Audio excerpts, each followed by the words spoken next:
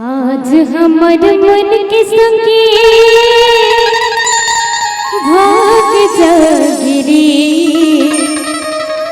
भरत लखन संगमा सिया राम गिना। आज हमर मन के संगे भाग जागिरी, आज हमर मन के संगे भाग जागिरी भरत लखन संगमा सिया राम गिना, भरत लखन संगमा सिया राम। वही गांव में राम कथा होते जिन गांव में भगवान श्री सीताराम जी महाराज स्वयं विद्यमान रहे। आप सब मन में विश्वास करो कि आपके गांव में भगवान श्री सीताराम जी महाराज स्वयं विद्यमान है, तब कहीं जाके राम कथा हो। तो चलो आप सबसे निवेदन है, जिन जिला विश्वास है कि भगवान यहाँ है ना, तो आप सबला मोर साथ कहना और कहना का है।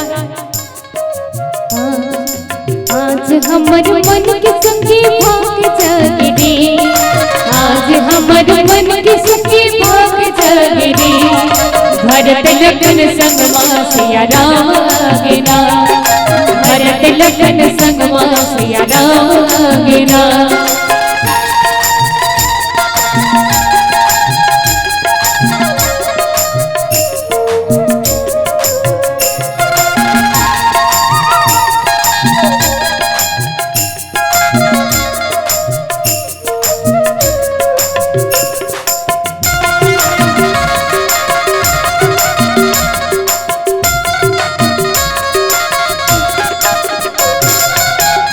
तुलसी बाबा की लिखी कहानी जिरगा तेरी शिवनी ज्ञानी, तुलसी बाबा की लिखी कहानी जिरगा तेरी शिवनी ज्ञानी।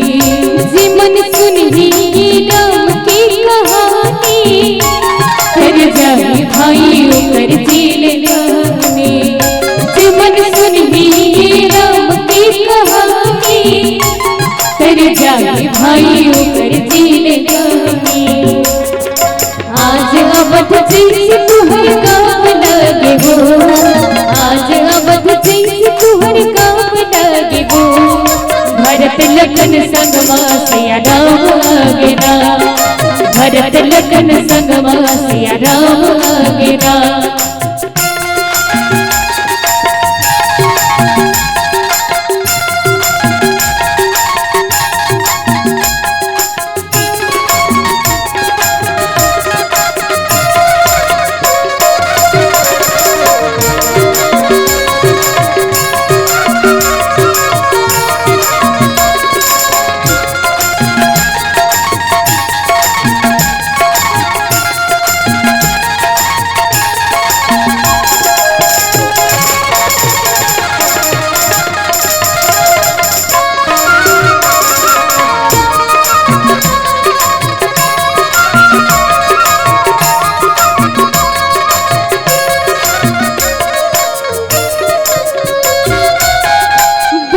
मुश्किल में नर्तन पाए कैसे राम के भजन गाने गाए, बड़ा मुश्किल में नर्तन पाए कैसे राम के भजन गाने गाए।